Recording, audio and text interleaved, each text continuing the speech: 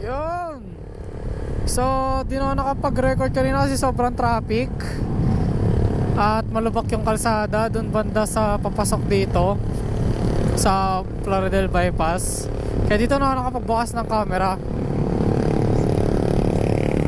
Di ko sure kung saan banda matitigil yung baha dun sa Tarlac na ruta.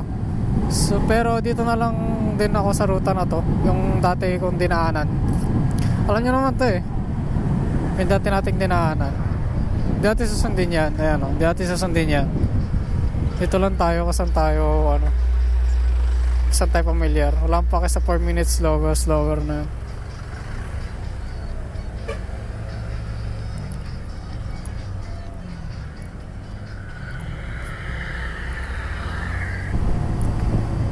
Ano mal?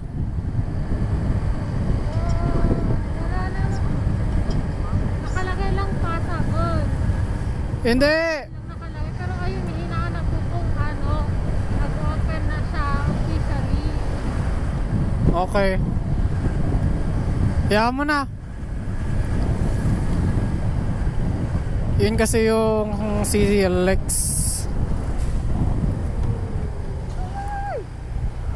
Yung tinatanong ko sa bebe ko. Kasi sabi by July daw mag-open na yung CLX.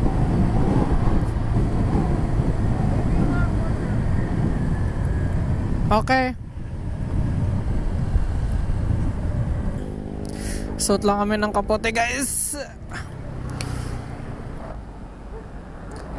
Ngayon nakakapote na kami guys.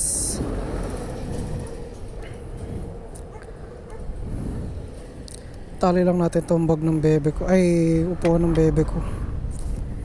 So we're gonna go na. Okay. We are going na 5 hours pa. 6 hours basically. 5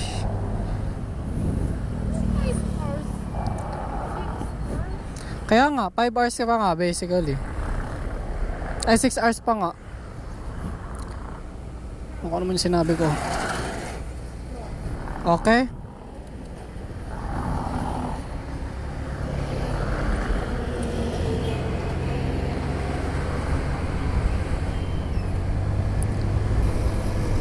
Naamoy ko lahat ng usok, di lang nakabalaklava eh. Pero medyo alanganin na ako dito kasi gabi na kayo makakarating dun eh. Although we'll see. Sana hindi tayo antokin guys. If ever naman bilhin lang tayo kape. So pero papuwing pa din ako, nakasalamin na nga ako, buisit. I'll see you guys later again kapag may updates na. Ito kanina masimambon, tapos nawala na yun. Ay hindi, tama lang kasi kung makikita nyo, hindi, malamang din nyo na nakikita yan. Pero malubak tuloy, maulan na dun eh. Although di naman yata kami dun dadaan.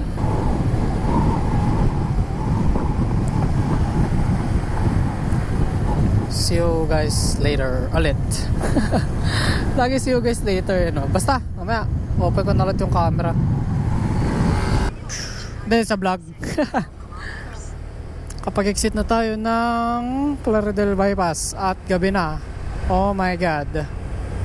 Good luck talaga sa atin. Kay Shiro, yung mga lubak-lubak dyan. Buwa ka ng lubak yan. Kamusta ka naman dyan, mahal? Sure? Hindi ka pa gutom? Gutom ka na? Okay, that's good. Sana talaga walang baha kaming madaanan. If meron, gahanap ako ng alternate route. Anyway, lang naman ang ganap. Wala naman masyadong ganap kanina. Ganyan talaga yan eh. Gahanap ako ng ibang ruta if ever. Pero yun nga, wala namang ibang ganap sa nung nasa Plaridel Bypass kami, except yung nagkapote kami. Yeah. Di ko lalo kung mag-vlog pa ako mamaya kung lalo na pag madilim na. Pero yun, it's good to be back talaga. Sunod-sunod to. Sana lang makapag-edit ako sa laptop ng bebe ko. Kasi kapag hindi, dun tayo yari. Hey. Yeah. Kapag may updates ulit, I'll let you guys know. Then, ayun, dating gawa. On off ng camera. Bye. San Miguel, Bulacan na tayo, mahal. Ha? San Miguel, Bulacan. Bakit ako? Yeah. Ito na yung arko. Oh my god, di ko nakita, sorry. Ayan na. Dito na tayo. San Miguel. Manganta mo. San Miguel. Manganta mo. Diba? Saya yan. Bisaya sa babae.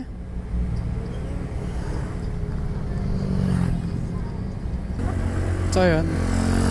So far wala pang updates. See you guys later again. Gas up lang tayo dito, guys. Quick ba yun? Bukas pala yung top box ko, gagi. Buti hindi mal nahulog. Then nasa bagay nakasandal ka naman eh. Ayusin ko. Ha? Hindi, may mahuhulog. So pagas tayo 162 pesos, 3.19 liters. Full tank na rin eh, so sagad na yan. Hindi na natin pupuno pa yan kasi yan na yan. My God, dito rin pala kami nagpagas no, nung umuwi kami na sandalian sa LU yung July 5. Okay, 175 kilometers to go pa tayo. Nakaka 130 pa lang tayo. Jollibee, mahal. Yeah. Nagugutom na kami. Tapos sabi ng bebe ko ayaw niya daw sa karinderya. Yung story kasi noon, tawag dyan, nung papunta kami ng Ayala Mall by the Manila Bay, iba yung tawag yun. Basta yun, nakikinig sila kuya ko ng horror stories. Tapos about sa karinderya yung yung tawag dyan, yung story about sa karinderya. Tapos yung bebe ko natakot. Balik ako mamaya, guys. What's up, guys? So yung bebe ko nanonood ng TikTok sa likod, tapos ako nagjo-drive panis.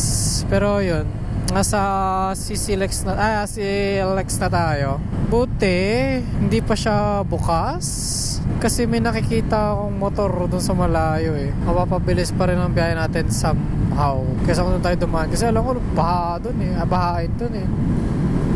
Nung huli kasi ang dumaan doon, may doon eh, ginagawa. Hindi ko lang sigurado ngayon kung okay na. Pero kapag no choice na tayo, dito tayo dadaan. Malamang pag-uwi. Yun na yung ruta ko. Welcome to Sila Lex again, guys. It's been a while lang. So yun, sabi dito mga 12 na raw kayo makakarating. So yun, na-expect ko mga alauna, andun na talaga kami. Duda kung nandun na kami by 12, yung sinasabi niyan, 12:30 to 12:40, mga ganon. Sure ako nandun na ako kami sa bahay. Pero yun, kanina madaming traffic, oo. Pero di naman sila ganun ka lala na traffic.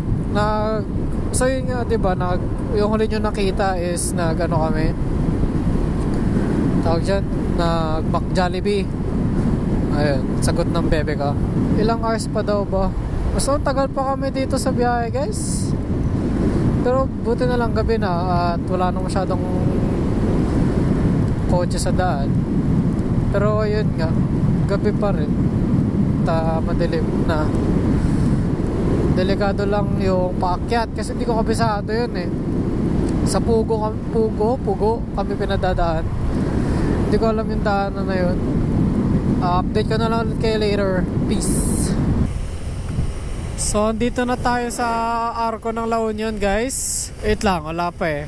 Ako na lang nag-record kasi yung bebe ko, yung phone niya nag-restart eh. Sana makita nyo, guys. Ayan yung Arco ng La Union, no? Ay. Welcome to La Union. So, layo na rin ang naabot namin. Hindi ako dumaan ng Cannon Road kasi nag-landslide. So, hindi talaga makakatawid kahit anong sasakyan, literal. Hindi ko alam kung saan tayo dadaan. Kung sa Marcos ba o sa kabila.